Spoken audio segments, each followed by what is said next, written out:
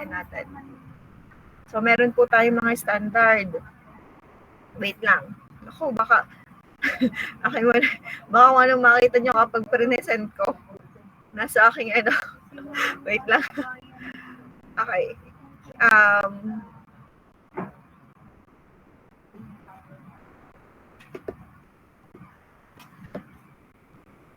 Wait lang po.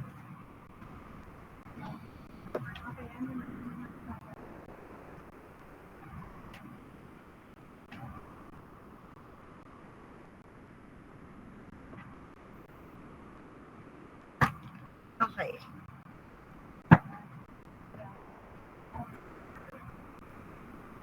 So, kung gusto nyo pong makuha yung complete po na details about 600, API 650 and API 620, so meron naman po tayong sa internet po na makukuha na pwede po nating i-download. So, mag-ano lang po kayo, API, yan, 620.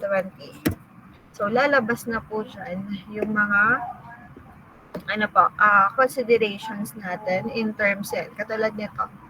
So, ito po ay para sa API 620, sorry po. And nakalagay na po dito yung mga kung paano tayo magde-design and magko-construct po ng mga, sabi dito, large welded.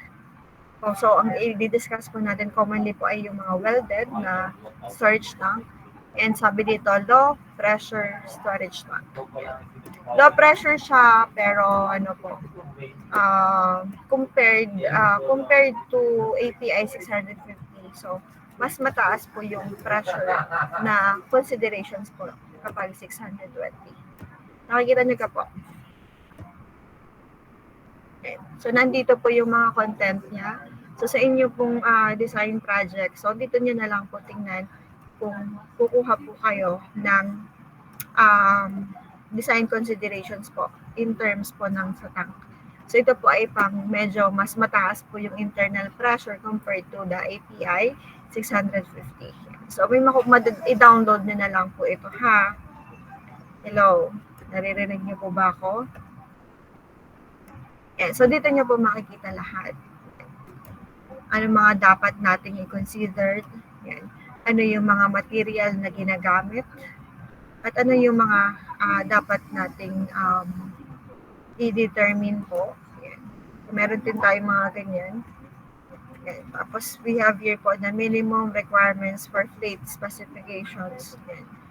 To be used for design metal temperature. So it depends po on the temperature. So kung ang design metal temperature natin is ganito yung value. So may nakalagay na po tayo na dapat na thickness. Kasama daw po dito yung corrosion allowance and yung mga material na pwede daw po natin na gamitin. Ano po? Yan. So makikita niyo na po siya dito.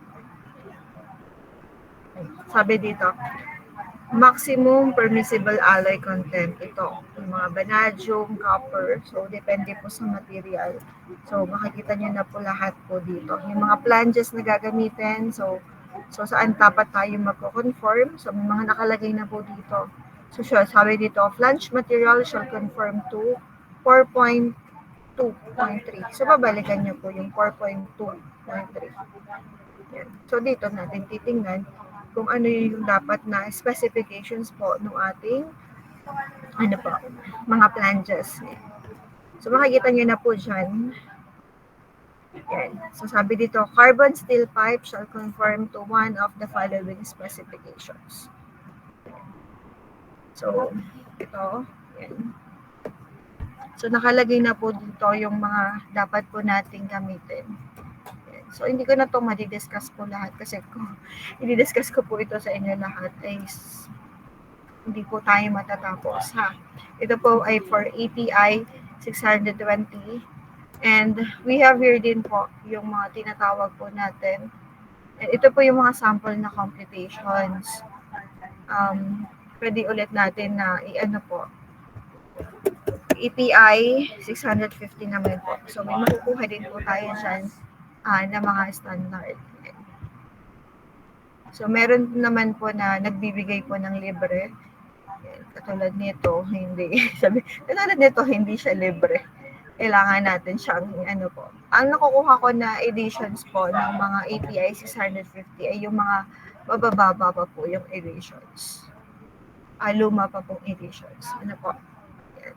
So ito ay para sa API. Parang kapares lang, di ba, nung kanina.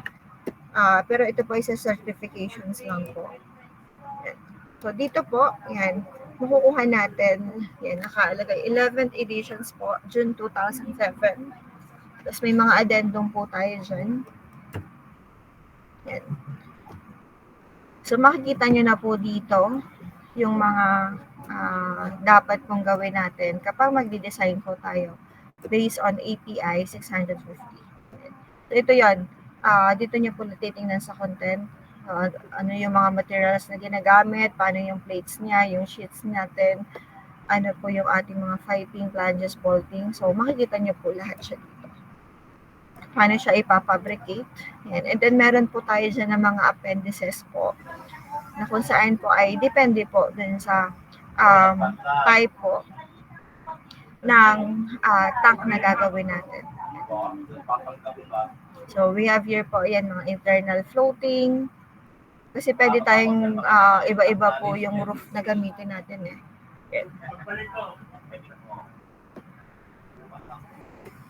So, makikita nyo po siya lahat dito. So, i-download nyo na lang po ha. Kung meron po kayong kasama sa inyong ano po na in terms of the tank, download nyo po yung mga ito. Kasi makikita nyo po dito ano yung mga pwede nating considerations in terms po ng pagdi-design ng storage tank. Naintindihan ka po? Hello? Yeah. So, we have here po the API 620. And then, ito naman po yung similarities daw po between the API 650 and 620. Yan. So, in terms of the similarities ng dalawa, so, yan, same po siya ng applications. Yung kauna-unahan po ay same po siya ng applications. So, para silang ginagamit for storage purposes, but magkaiba po yung ini-store natin. Si API 650 po is for the atmospheric pressure, while po yung ating 620 is for the mas malaki, mas malaki pong na-i-store natin, and also ginagamit po siya for the higher internal pressure. So mas mataas po yung kanyang internal pressure. And in terms of the material, so parehas daw po silang pwedeng i-construct from carbon steel. And we have here the austenitic stainless steel and the nickel alloy. So nickel alloy is commonly used po din sa mga low temperature. And also, yung kanilang welding certifications po, diba meron tayo kaninang pinakita po na certifications. So parehas po yan is stipulated by the American Society of the Mechanical Engineers. Yan. So, sa parehas na tank, meron tayong certificate ng about po sa welding. Ano po? Kasi yung pong API 620 at API 650, parehas po silang welded tank. And, syempre, yung since welding po yung ginagamit natin para mapagdugtong-dugtong natin yung ating mga plates. So, ang ginagamit natin for the inspections po is the non-destructive testing. So, natatandaan niyo pa ba yung mga different types po ng non-destructive testing? Meron nakakatanda dito? Do you still remember po yung mga pinag-aralan sa materials? Hello?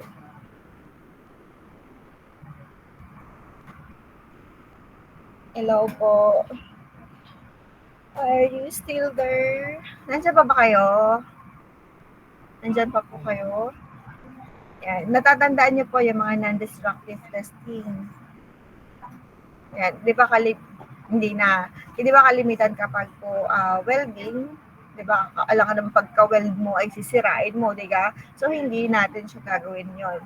So, since welding po, so, ang gagawin lang natin is to determine the quality ng pagkaka-weld. Ano po? Kasi, yun yung, since yung pinagdugtungan po ng ating material, so, doon magkakaroon po tayo ng failure. pwedeng masira po yung welding natin. So, we need to determine the quality po ng pagkaka-weld natin. So, kaya gumagamit po tayo ng mga non-destructive inspections po. Yan. Diba, meron tayong mga non-destructive po is yung katulad po ng sa nakalimutan ko ang tawag. Yun lang. Mga magnetic particle inspections po. Yan, dye penetrant. Yan, yung dye penetrant po, yung gumagamit po tayo ng consumable. Pwede siyang using the UV light, pwede din naman po na hindi. Natatandaan niyo po yun? And then, next po is the magnetic particle inspections. Yung gumagamit naman tayo ng magnet at saka ng magnetic particles in order to determine the cracks. Natatandaan niyo po. In order to determine the defects po on the surface and the subsurface. The dye penetrant po is the surface only. And another one po, another non-destructive testing is what we call po the ultrasonic testing. So, same po siya with the ultrasound. Hello. Natatandaan niyo na po. Wala kayong natandaan sa materials. Tanda po ba? Yan, very good po. Buti naman po ay natandaan niyo po yan. So, and then, di ba, we have the ultrasonic. So, ultrasonic, makikita natin yung internal defects and the surface defects. Yan. Kaya nga lang po, meron po silang mga advantages and disadvantages. Like po, the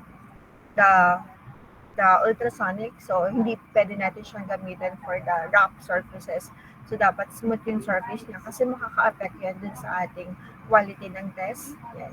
So, ang kagandahan niya is it can detect po kung saan po meron tayong pore, may mga halimbawa butas po or halimbawa meron tayong crack, di ba? May mga void, yan. Makikita natin siya sa atin pong tinatawag na ultrasonic testing. And another one po is the radiographic testing. Kaya lang hindi natin siya magagawa kapag nasa field na siya. Ano po? So, pwede lang yung radiographic kapag yung mga maliliit po. Dinadala talaga siya sa isang room kung saan pwede natin i-x-ray. So, for the radiographic testing naman, so, ang tinitest, ang nakikita lang po niya is the yung ating pong internal defects. Ano po? Hindi natin makikita po yung surface defect. Kasi yung para siyang x-ray lang din. Ang nakikita na sa kanya, di ba, is yung nasa loob po, yung ating mga lungs po, di ba, yung mga heart natin. So, yun po yung sa radiographic. Yung internal po, yung defects yung nakikita niya. Pero hindi dito yun na-apply. Hindi ko sure kung paano siya i-test po kapag kapag siya ay ganito sa storage. Pero ang kalimitan na ginagawa po is the ultrasonic or yung mga magnetic particles po. So, yun po. Sabi dito, for both tanks, non-destructive inspection is required, but the third-party inspection is not required.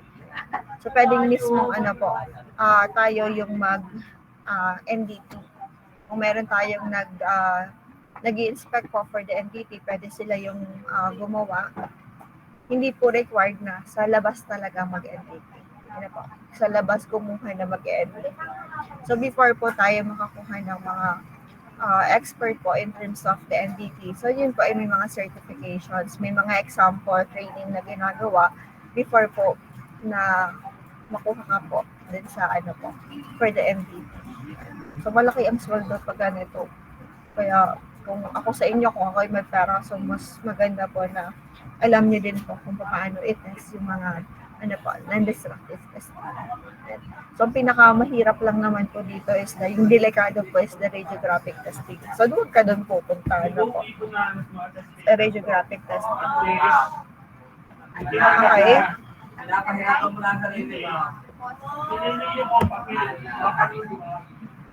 And then, ito po yung difference between the EPI 650 and EPI 620 max. So, it depends po on the descriptions. So, for the descriptions po, yan, ang API 650 po is ginagamit siya for oil storage, and API 620 naman po is for the constructions daw po of large and low pressure storage tank.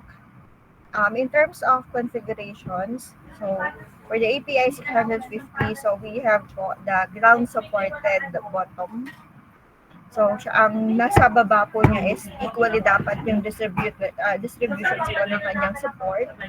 And ang atin pong roof po is can be open or closed roof po. While in the API 620 lang, so pwede siya in any configurations. But in the center po, meron po siyang vertical axis of revolutions. Sa gitna po. And sabi dito, yung katulad nga nung sinabi ko po sa inyo kanina, dapat po siya, yung entire tank daw po natin has to be uniformly supported. So yung ating ground supported bottom po, dapat ay equally po yung distributions niya. So pantay-pantay, pare-parehas dapat po yung kanyang pinaka-ilalim. And katulad kanina na ang ating API is po ay mayaman na dapat po na single axis operations. And then this one, in terms of elections, ang ating angke ng ating tank. So, pwede po siya na ang API 650 tanks po ay can be erected po or can be assembled or can be made po use dun sa shop, and pwede din po siya nasa field. So, it's either po pwede sa shop, tapos dadalhin po. Pag maliliit po, pwede siya sa shop, tapos dadalhin natin dun sa field. Pero kapag malalaki po yung ating tank, so kalimitan po siya ay field erected. So, dun sa mismong site na po ginagawa. Kasi mahirap. Baka mahirap po siyang i-transport. Okay? So, while sa API 620 naman, so commonly, katulad nga po nung, di ba yung ating mga tinatawag natin na Horton Spear Pressure Storage, yan yung mga ganyan, kalimitan po siya ay field erected. Okay? And in terms of the tank sizes po, so any size po pwede sa API. And then, pwede po siyang maliit. Yan, pwede din po siya na malaki. But in sa API 620, kailangan malalaki talaga. Kasi di ba, ang definition niya po ay large, yan, low pressure storage tank. So siya po ay, ang tank po niya is, sizes niya is larger than 300 feet. Okay? And in terms of the temperature range po dun sa tank natin, so for the API 650, so ang range po niya is negative 40 degrees Fahrenheit to 500 degrees Fahrenheit. While isa atin pong API, so mas mababa po yung temperature niya, low temperature. So we have here po the negative 325 degrees Fahrenheit to 250 degrees Fahrenheit. So mas mababa po yung kanyang range. Mas mababa po yung kanyang temperature. Okay? Mas low temperature po. Low temperature po ang pang API 620 packs. Nako ha? Yan. In terms naman po ng material, so ito yung kalimitan daw po na ginagamit na materials po sa API 650. So meron po tayong carbon steel, yan, austenitic stainless steel. Tapos yan, duplex, stainless steel, and aluminum. So yan po yung kalimitan na ginagamit. And for the API 620, kung makikita nyo po, same lang po, yung carbon steel, austenitic. Tapos yung nickel alloy po, pang low temperature po yan. Kapag low temperature po, yan, pwede din po natin gamitin siya sa API 650. Basta low temperature po yung gagamitin natin. Na working temperature po. And in terms po ng applications niya or yung uses po niya, so yung mga pinagagamitan po ng mga tank, yan. So, mas marami po tayong applications po ng 650 tanks. So, we have here po, para siya sa oil, yan, gas, chemical, water, yan, biofuel storage, Sabi dito, a maximum of the most common welded steel tanks used in industry are designed following API 650. So ito po yung kalimitan na ginagamit, API 650. And yan, kalimitan po siyang makikita into a refinery tank farm, yung ating mga terminals, yung mga pipelines, and other process facilities use this tank. So ito po yung applications natin for the API 650. While for the API 620 naman, yan. So it for ano po, mga liquefied natural gas, LNG, and yung atin daw po mga cryogenic, yan, cryogenic tank po. Yung mga, ito talaga is yung mga matataas po yung kanyang internal pressure. So, API 620. And yun nga po, ang i-discuss po natin dito is for the API 650. Ito po kasi yung common. So, ito po yung i-discuss po natin kung paano tayo mag-design ng isang welded tanks for oil storage. Okay?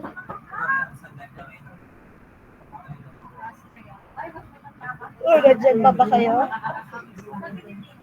Yes po, ma'am. Yes. And then for the APIs, 650. So ito po yung scope natin. Yan. So ang main pino-provide niya. 14 nga. 14. May buwan na dalawang na may buwan na dalawang na Okay. So ito yung mga ano po, nakalagay po dito sa API 650 yung mga minimum requirements natin. So pag sinabi natin minimum, yun po yung pinakabababa. Ano po? Na requirements. So, pwede natin siyang itaas. Ano po? Yan. It is for the material na gagamitin natin. Katulad nga na pinakita ko po sa inyo kanina, makikita natin doon yung mga material na pwedeng gamitin, yung mga design considerations natin, yung mga standard value, and then paano natin siya ipafabricate. Ano? Paano natin ipafabricate yung ating pong API 650 tanks, and yung erections niya, and testing po ng ating mga welded po. Yung lahat ng mga welded natin, iti-test po natin yung kanyang quality. Sabi dito for vertical, cylindrical, above ground, close and open top.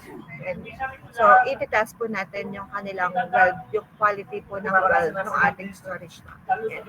So, pwede po siya in various sizes and capacities.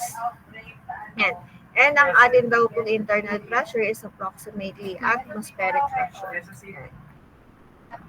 And then, ito po, katulad nung binanggit natin kanina. So, ito po ay applies po sa tank, yung whose entire bottom is uniformly supported. So, uniformly supported po. Ganito siya. Yan. Ganito po yung kanyang bottom. So, equally dapat yan. Pare-pares. Same lang po. At ganito po yung itsura ng ilalim po ng isang API 650. Ganito po yung kanyang itsura. Okay? And then, ito po, yan. Ito yung ating bottom, tapos ito yung ating tinatawag na circle. Okay? Naintindihan po. And then, sabi dito, tanks in non-refrigerated service that have a maximum design temperature of 93 degrees Celsius or less. And ang ginagamit po dito na standard units is SA units or US, ayan, English units po, customary units. And sabi dito, dapat daw yung purchaser and manufacturer should agree po dun sa unit na gagamitin. So kung gusto natin ay SI unit, ay di lahat dapat siya ay SI unit. So if we want po na siya ay US customary unit, so lahat po yun ay US customary units. Ano po? Okay? Okay ka po. Hello. And then, ito naman po is yung table 1-1. Ito yung makikita natin dun sa ano po, sa mga API 650, kung saan nandun po yung kanilang mga appendices. Yan. Ibabalik natin dito ha. Yan. Katulad po nito, yan. Meron po siyang nakalagay po ng mga appendices. Wait lang. Yan. Katulad nito. Yan. Ito yon.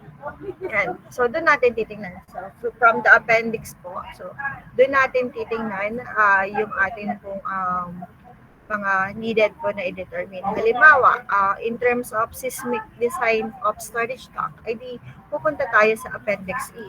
Pupuntahan natin, wait lang ha. So, Appendix E.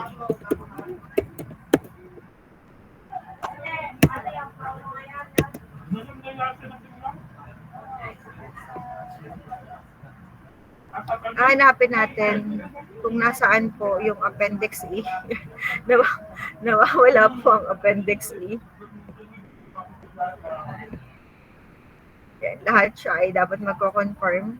Yan. So, ito po yung ating Appendix E. So, titingnan po natin dito kung ano po yung mga dapat daw po natin gawin. So, meron dito mga questions and then yung answer po. Okay. So, titingnan nyo po dyan. So, ano daw ang mga gagawin natin? Halimbawa, assume the tank is to be designed at API, yan, 650. The internal pressure will be greater than, yan. So, in addition, assume anchor are to be added for some reason other than the pressure, yan, seismic wind sliding, overturning, or user mandated. Sabi dito, does the tank have to be designed to API 650 sections E F.7? So, may mga questions na nakalagay. So, titingnan nyo po. Ano po? So, dito natin, Appendix F na pala to. Sorry. Mali pala yung aking nakita. Yan, Appendix E po. Yan. So, dito po tayo titingin ha. So, why is the seismic zone map of the United States shown in API slightly different from that shown in 2-37? Yan. So, magkakaiba po ha. Iba-iba po ang considerations natin kapag po, depende po yun sa sa locations ng ating pong tangke. Kasi, mayroon pong mga iba po na pwede pong yung parang line po nung sa sa mga lindol. Yan, meron po kasi mga lugar na gano'n. So, pag tayo maglalagay doon sa mga part ng gano'n, na kung saan po ay may fault ng ating fault line po ng ating sa mga earthquake. So, iiwasan natin doon. So, we have to be careful sa pagpili po ng locations yung ating pong itatayo na tank. Ano po?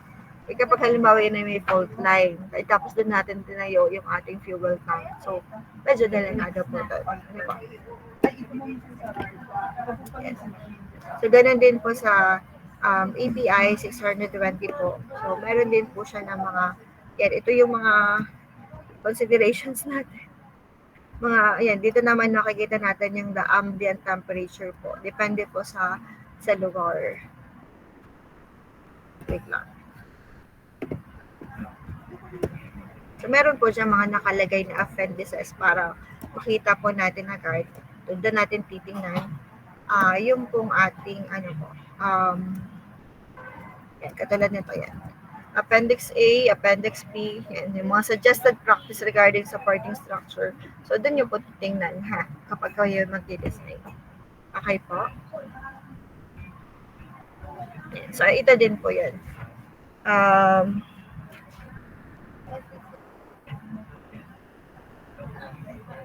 So, ito yung mga appendices po na makikita po natin sa API. Yan. Standard 650. Naintindihan po? Yes po. Yeah. So ito yan ha, depende po kung ano yung ating gustong alamin. Internal floating roof, so makikita natin dyan yung mga formula na pwede po natin gamitin kapag po tayo ay mag-design. And this is the limitations po ng ating mga API 650. So in terms po siya ng phase daw po, phase of the first flange in the bolted flange connections. So meron kasi tayong mga ano po, may mga connections po tayo na using for the bolt. And meron po tayong mga ceiling surfaces po, yung mga fittings. So,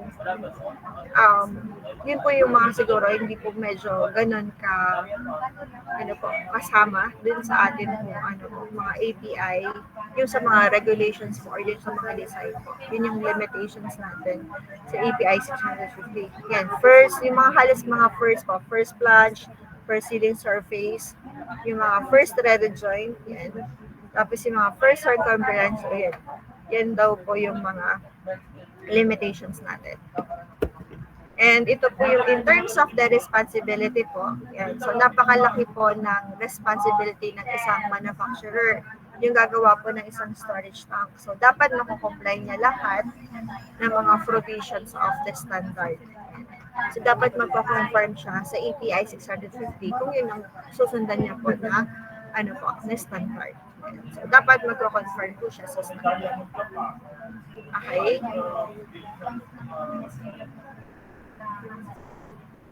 And sabi dito, inspections by the purchaser's inspector does not negate the manufacturer obligations to provide quality control inspections necessary to ensure such compliance. So, required po yung inspections. Katulad nga nung binanggit po natin kanina. So, required natin na i-inspect po. Halimbawa, ng isang purchaser. Yan. Ano po kasi ay for the quality control ano po, ng ating pong so pwede po required po yung inspections.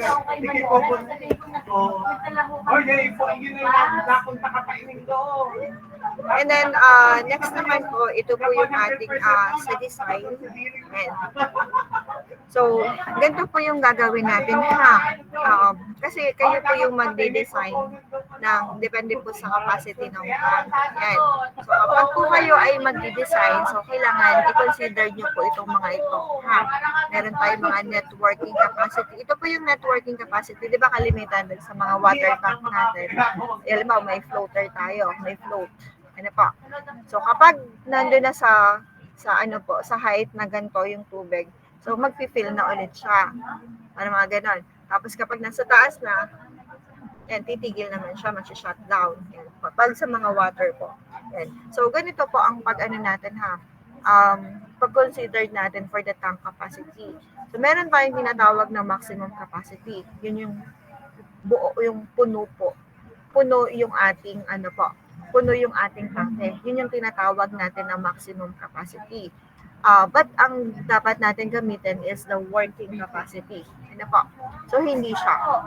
So, alam natin yung minimum na volume at ito naman pong nasa taas po ay for the overfill protections po. Yan. Ito daw po yung overfill protections level requirements. So, hanggang dito lang po tayo. Hanggang dito lang yung height natin. Tapos, hindi din natin siya sinasaid. Ano po, meron pa rin po tayo dito na minimum operating volume na matitira po sa tank. So, ang pinaka-working networking capacity natin ay ito lang pong part na to.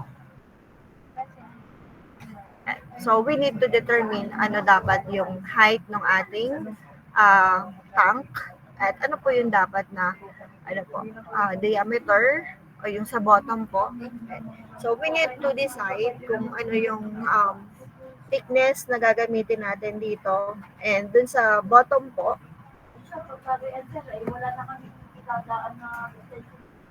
so dito po sa bottom po, yan. So makikita po natin, dapat alam po natin kung ano din po yung support na kailangan natin. Okay? So hanggang dito lang ha, hindi pwede tayo dun, punong-puno. Pero meron tayo din tinatawag na overfill sled. In case po na lumampas po, edi meron po tayong paglalagyan po ng mga mag-overflow para hindi siya tatagas. Ano po, hindi siya maghihiwa-hiwalay po. You know. And then, this is the special considerations natin kapag magdi-design po tayo ng isang tangke. So, we need to consider po yung foundations. Yan. So, kalimitan po, ang foundations po ay responsibility po ng isang purchaser. Kung sino po yung bibili ng tangke. Yan. So, foundations po. Kailangan alam natin yung foundations na or yung ground supported natin. Ano po? Para po dun sa ano po, sa itatayo po natin na tangke. Dapat alam na natin kung paano natin siya gagawin. Ano yung parang ano po, machine, parang sa mga machine foundations po. So, meron din po ganun ng tangke. Paano yung magiging foundations natin? Di ba, bibili natin yung tangke. Paano yung kanyang pinaka-foundations po? Yung paglalagyan po ng tangke. Di ba, meron yung mga sobrang taas, meron naman po sobrang baba. So, ang purchaser po ang bahala ng siya yung may responsibility about po sa foundations. Ano po? Ng ating Yung pumunta. kung lakas-lampasan ng ninyo, bit-bit-bit yung mga pataay, mga panel. Hindi ako naalaala. And then, another one po, ang isa pa pong considerations natin is the corrosion allowance. Yan.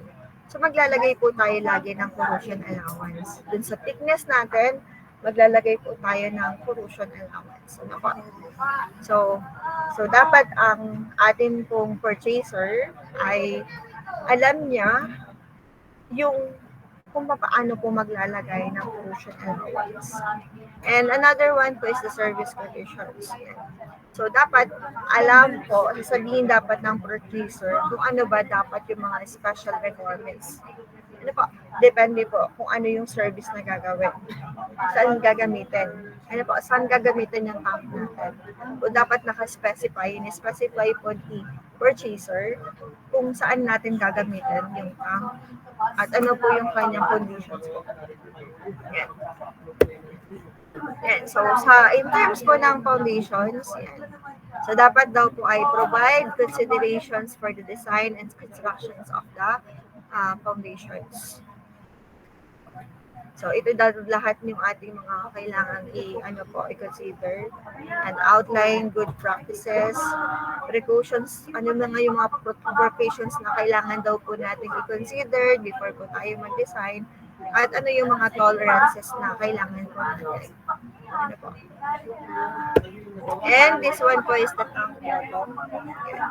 So, sa tank bottom po, yan, ganyan yung itsura. Pinakita ko na naman po ito sa inyo.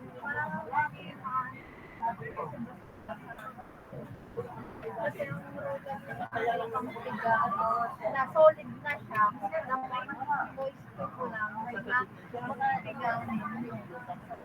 yan, Saglit lang po.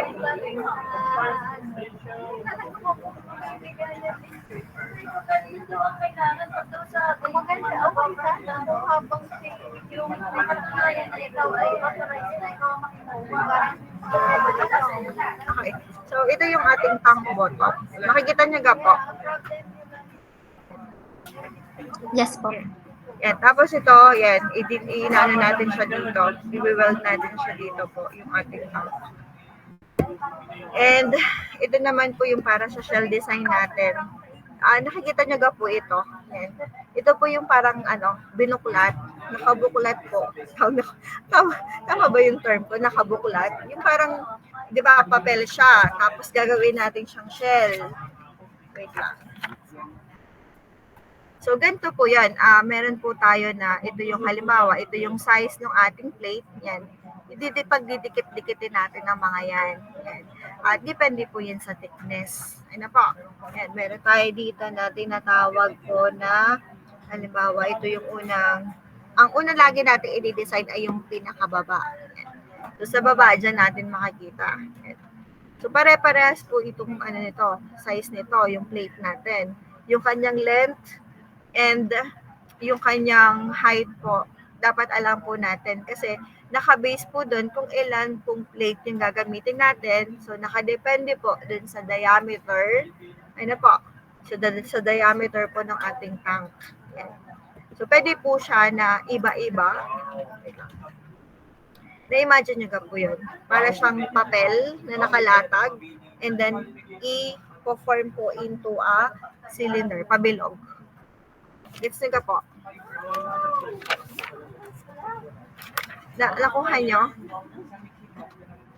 Wait lang. Ipapakita ko po sa inyo. Halimbawa, ito yan. Kaya lang po yan ay per plate. Mga plate po yan. Tapos, yan ay igaganon. Pabilog po siya. Nakaroll. Ang hirap i-roll. So, naka-roll po siya na ganyan. Kaya lang po, hindi po ito pantay-pantay. So, per plate po yan. So, marami po siyang ganito. Ayan. Mga magkakaganyan po yan. Magkakaganyan po siya. Hindi po siya yung sabay, parehas po na magkadusong na ganito. Yan. Hindi yan pa rin. Then ay may may ganito po. Kung makikita nyo po dun sa ating yan. So ito, yan. Tapos maglalagay ulit tayo ng another po. Yan. I-consider natin to as plate. Pero halimbawa, yan, yung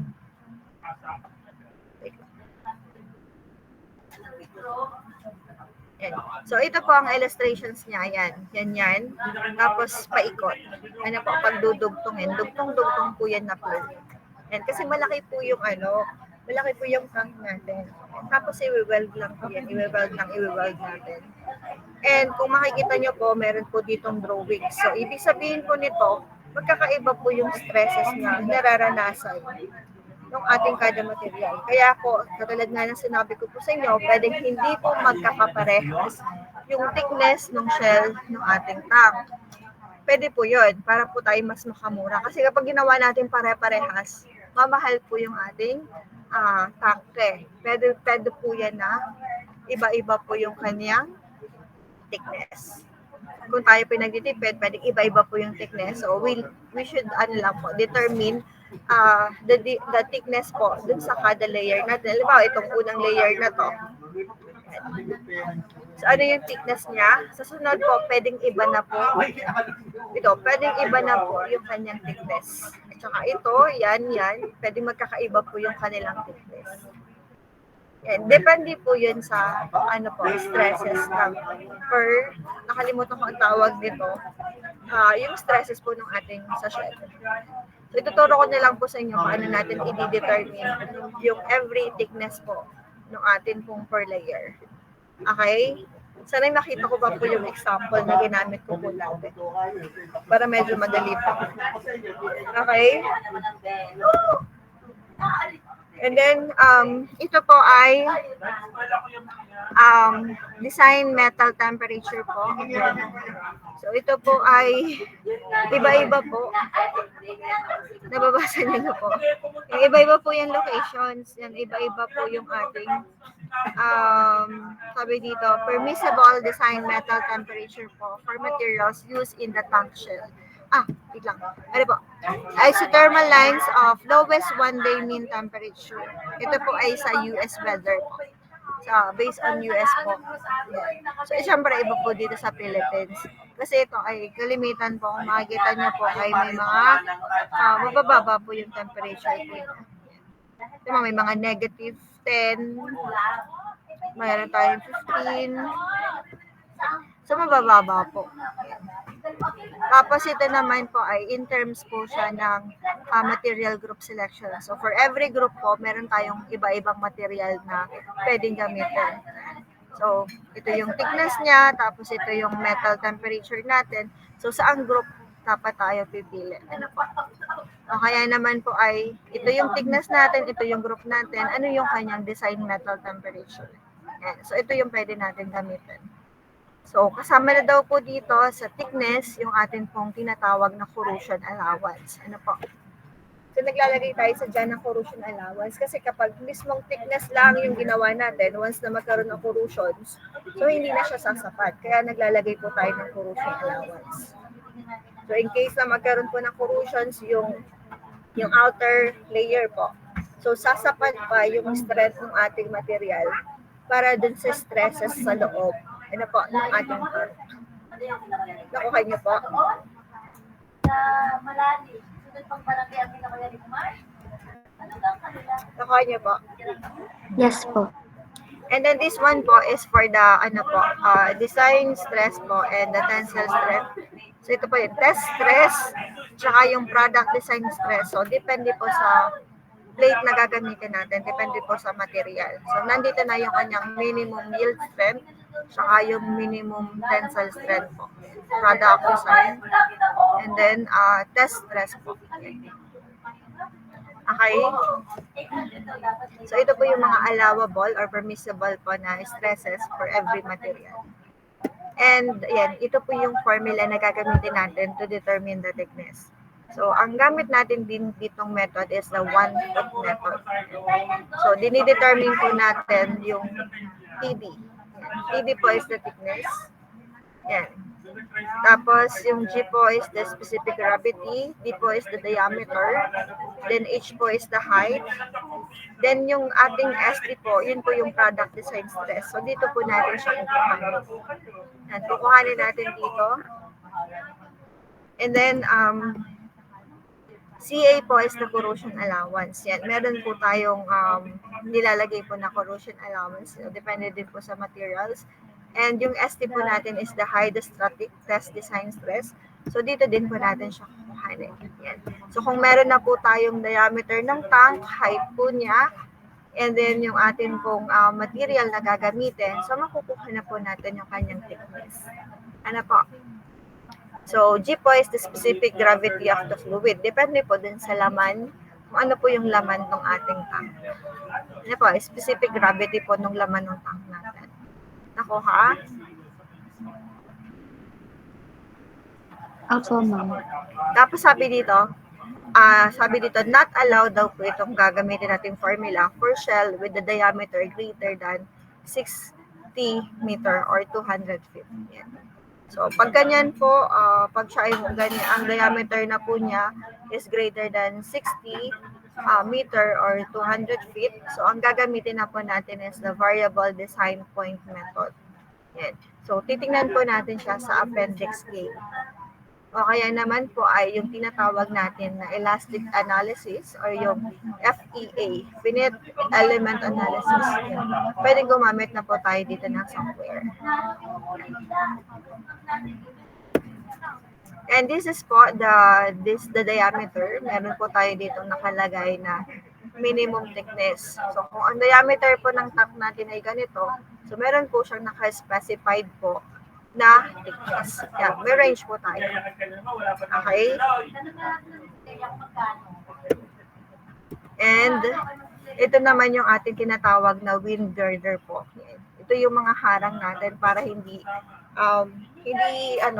parang meron talaga ganyan ang mga tank para hindi yung force ng hangin po ay hindi po solid na po sa kanya. So ito yung magbabasag. Magbabasag din sa hangin natin. Yan. So in order to determine po the required section modulus po ng ating girder, so ito po yung formula na gagamitin natin. So we have here po, C is equal to 0.001 D2H2. Yan. So, D2 is the diameter po yan. Diameter ng ating pong yan, sabi dito, diameter daw po ng ating tank. And H2 po is the height of the tank. Yan. Sabi dito, including daw po the freeboard. And we have here po the nominal diameter. So, ito daw po ay based on the 120 mph 3 seconds. So, ito yung sample po na itsura ng ating pong wind girders. Ito po yung sample na design ng ating wind girders. Okay. So, meron siyang, ito yung ating, pwede siyang pababang ganito. Yan. Tapos, ito yun. So, ito yung ating tinatawag na wind girders po. And, this one naman po is yung ating intermediate. So, kapag sinabi natin intermediate wind girders naman po, siya naman po yung nasa gitna. Yan. Kalimitan po yung nasa gitna po siya. Yan. So, in order to determine kung saang part po natin ilalagay yung ating intermediate wind girders po. So, ito po yung formula natin. H1 is the vertical distance. T po is the thickness. B po is the nominal tank diameter. Yan. And then V po is the, I think ito po yung ating tinatawag na, ano po, sa velocity. Vertical distance. Vertical distance pala is H1. Sabi dito, if the transform shell height is, pag yung na-compute daw po natin na H po is greater than po H1. So, if the transform shell height daw po is greater than the H1, so kailangan alam po natin yung transform shell height. Sabi dito, then an intermediate wind girder is required. So, kapag na-compute po natin yung H1, tapos meron po tayong value po ng transform shell height, tapos nakita po natin na mas malaki po ito compared dun sa computed natin na H1. So, kailangan daw po natin doon ng intermediate wind girder po. And then, this one po is for the sa openings. Yan. So, sa lahat po ng ating mga ng mga tanks, meron tayong tinatawag ng openings. So, ito po yung iba-iba pong design ng atin pong openings. Yan. Diyan yung masisilip yung loob ng tank po. Openings po tayo dito. So, ganito po yung sample na design po ng ating openings. And we have here po the roof design. Yan, meron tayo tinatawag na fixed roof. Yan. Pwede po nating mag-design po tayo ng fixed roof. So, pupunta po tayo sa Appendix R. And then, ang kanya daw pong minimum, ang minimum po na plates natin na thickness po is 5 mm o kaya po ay 3/16 inches or 7 gauge. Yan, sheets po. So, ito po ay self-supported roof. Fixed roof ha. Kapag fixed roof, naka-fix na po. So, naka-weld na po natin. Ito po ay self-supported roof plates. May required thicker plate. Kapag self-supported daw po yung ating plates, so kailangan natin ay mas makapal na plate. Pero kapag meron siyang supported, yan, cone roof plates, so kapag meron nakalagay tayo na plates po doon, sabi dito, supported cone roof plates shall not be attached to the supporting members unless the underside is to be painted. So, ganito po yung, yung itsura po ng sa cone roof. Yan, meron tayo ditong support. So, kapag may support po, kapag wala pong support, mas thicker plates yung gagamitin natin. Pero kung may support, ay di yung normal lang po. Yan. So, ito po ay nakadikit po siya dito. Ito, kita nyo ga po kung gaano kakapal yung plate natin ng tank. Yan, ganyan po yung, yung thickness ng ating plate. And, yan. Ito naman po yung ating support. Yan. Kita nyo ga po, ang kapal. Tapos yan, iba-iba din po kasi yung, natin, itsura ng tank. Depende po dun sa standard na gagamitin po natin. So, here po, yan. Yan po yung itsura ng ating fixed roof design. Tapos ito yung tinatawag natin na dome roof. Yan. In order to determine po the minimum thickness, so ito po yung formula na gagamitin natin.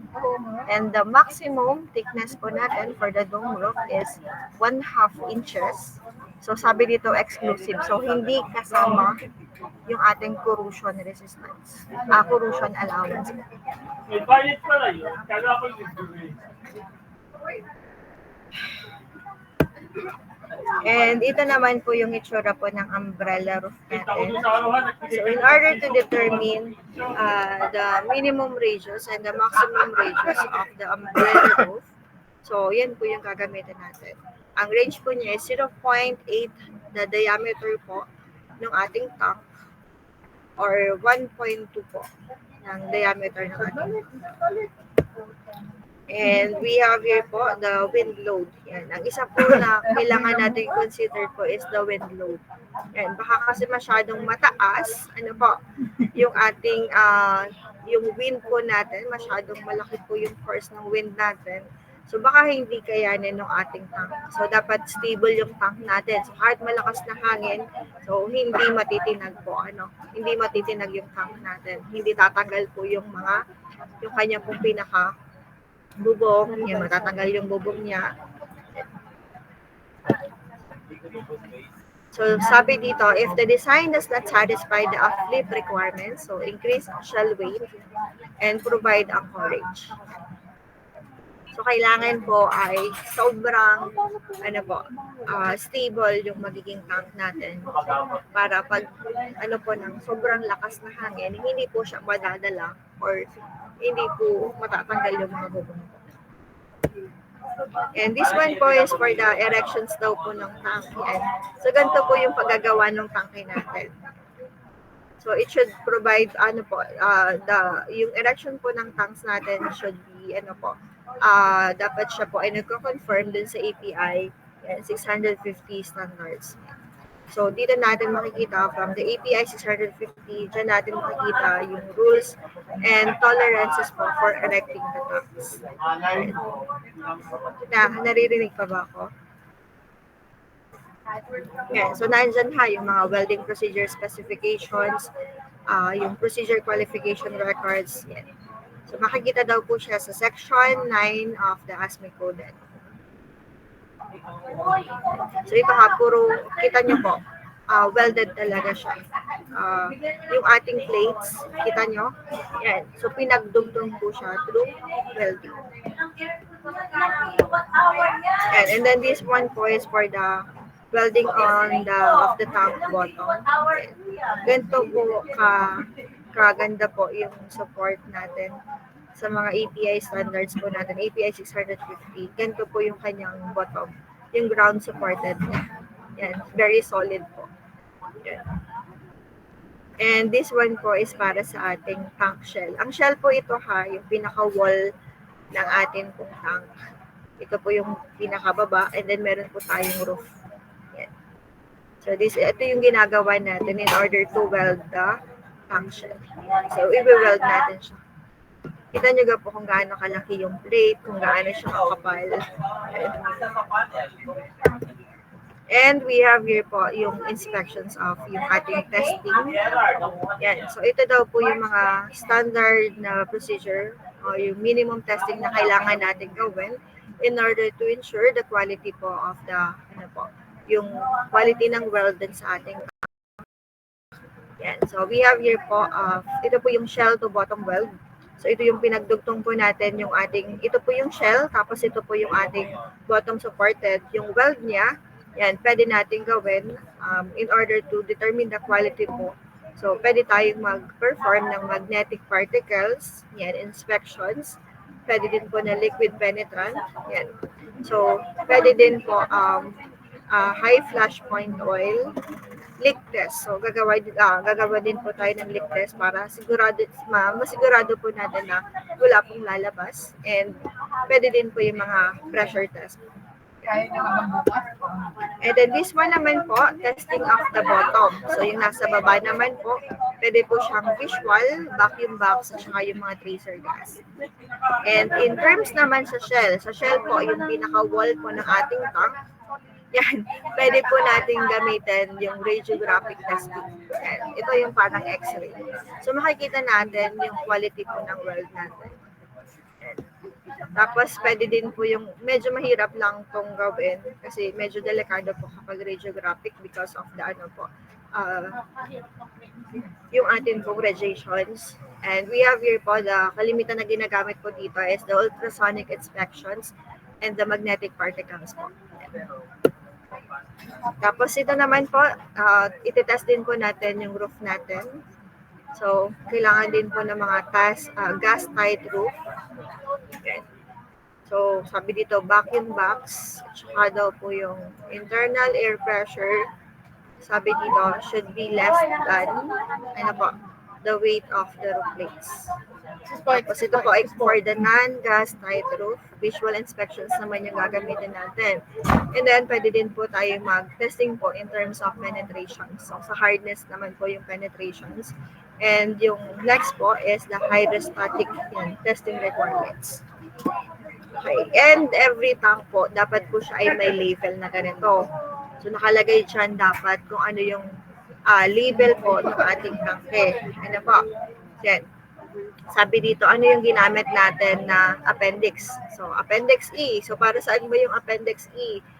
And then, ano yung kanyang addendum? Ilang AP editions ang ginamit natin na sa standard. Tapos, nakalagay dyan yung nominal diameter ng ating tank, specific gravity ng ating material, na yung fluid na nasa loob, at ano din po yung kanyang mga operating temperature. Yan. So, ito po yung example ha. So, ano yung capacity ng tank natin. So, dapat may label siya. So, dapat malalagyan po natin ito ng ganito para in case po na titingnan natin kung alamin natin kung ano lang mga laman ng tank na yon. So, makikita natin siya using po this, ano po, yung marking niya. Okay? So, tingnan niya po, 0 PSI po. So, atmospheric pressure lang po siya. And yan, ito po, nakalagay yung tank number. Yan, para alam natin kung ito yung number 1, number 2, number 3. Yan, minsan kasi marami pong tank yung nakalagay doon sa isang tank farm.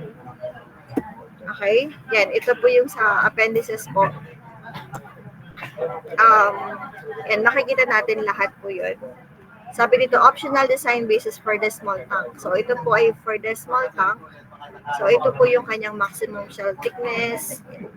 Sabi dito, only applicable to lower strength materials. So, ito po yung mga small tanks ha. So, iba po yung pag-design natin kapag siya ay small tank. Iba din po yung gagawin natin kapag po siya naman ay ano po, large tank. Okay. Kalimitan po magkahiwala yung small at saka yung large. Okay. So, next meeting po natin, i-discuss natin kung paano ba tayo mag-design ng isang tank farm. Okay po. Yan. So, ito yung example po ng mga assembled storage tank. So, from the shop po, dadalhin lang natin dito sa mismong, sa site. Ina-travel lang natin siya. And this one po is yung atin pong tinatawag na stainless steel tank. Yan.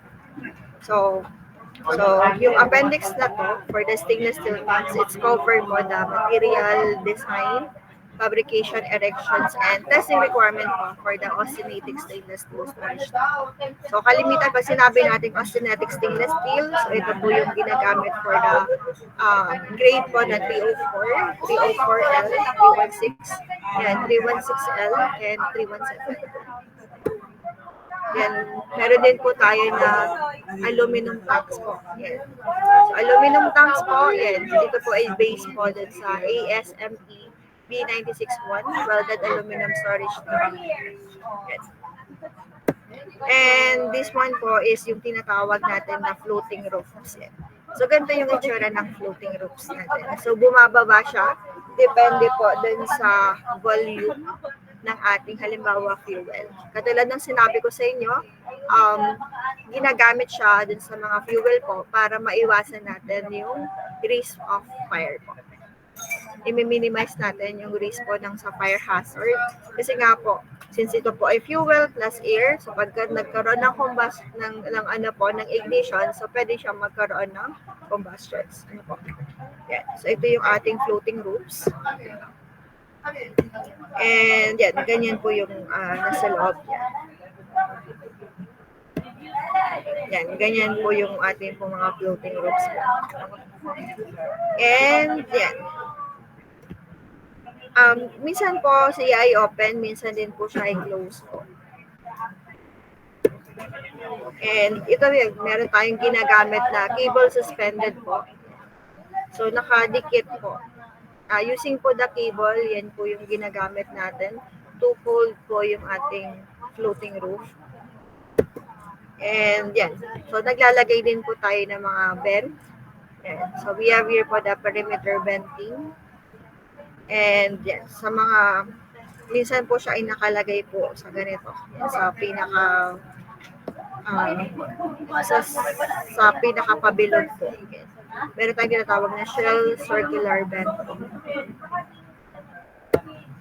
Yan. So, ito naman po ay para sa aluminum domes. Kapag ang atin pong roof po ay ganito. Yan, padomes po. So, ganito yung kanyang itsura. Yan. So, tapos ganito po yung kanyang mga connections po. Yan. So, pwede po siyang using daw po the integral tension ring. And ito naman daw po ay yan, without tension ring. And ito po yung nangyayari kapag hindi po natin considered yung seismic design. So, ito po yung possible na mangyari. So, masisira yung ating tangke. Ito naman po ay yung mga sample po ng tangke. Kung makikita mo, sobrang laki po. Ito po yung mga large, yung storage tank. Tapos, ang ginagamit niya po na temperature is 260 degrees Celsius. So, napakataas.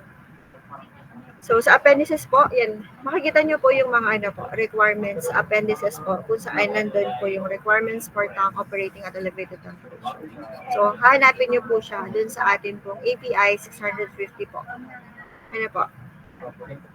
And, yan, sabi dito, kapag mayroon tayo daw po na mataas na pressure, yan. So, pwedeng ganito po yung mangyari din sa tank natin. And ito naman po, kapag meron din po tayong mataas na internal pressure and then hindi kinaya po ng atin kung tangke, so ganito po yung pwedeng mangyari. So, magkakaroon po ng explosions, yan, pagsabog po. And then, kung makikita nyo po, natatanggal po yung bubong. Kalimitan ganito po yung nangyayari. Naiiwan yung ating shell, yung ating shell plate. And then, ang tumatalsik po dyan is the bubong. And because po, dun sa hindi nakayanin ng ating vessel yung internal pressure. Masyadong mataas po yung pressure sa loob. Kaya we need to determine po ano yung ating working internal pressure. And this one po is yung sample na design for the for the storage tank. Bibigyan ko na lang po kayo ng example. Medyo hindi natin to masyado makikita. So, kita nyo po, ito po yung ating plate. Yan. So, meron siyang mga shell cores. So iba-iba po yung kanyang, ito po, shell cores natin, first, second, third, yan.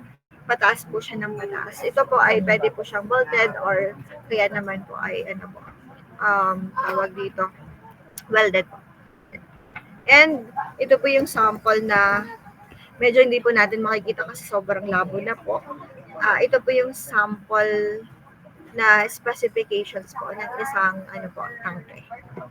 So, kailangan makikita natin dyan kung ano yung nasa loob, design sa loob, tapos ano ba yung mga, paano natin gagawin po yung mga welded joints po ng ating mga metals. Yan.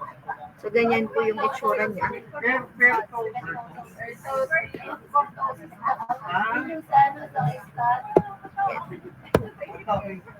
And yung sunod na po ay about sa tank farm. So, next meeting na lang natin po siya i-discuss. Ito naman po ay yung mga considerations lang natin about po sa pag-design po ng tank farm. Naintindihan niyo po ako? Hindi. Naintindihan niyo ako? Yes po. Yan.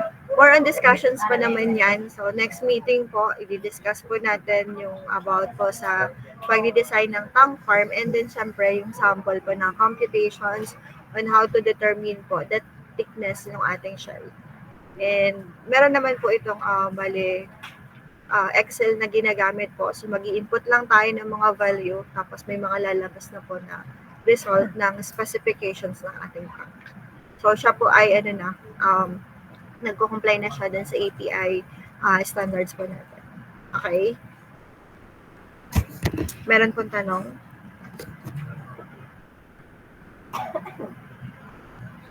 May tanong po? Wala na? May naiintindihan ka po kayo? Okay. Meron pong tanong? Wala na po? Okay, so if wala na pong tanong, makiki-open na po ako ng inyong camera for the attendance.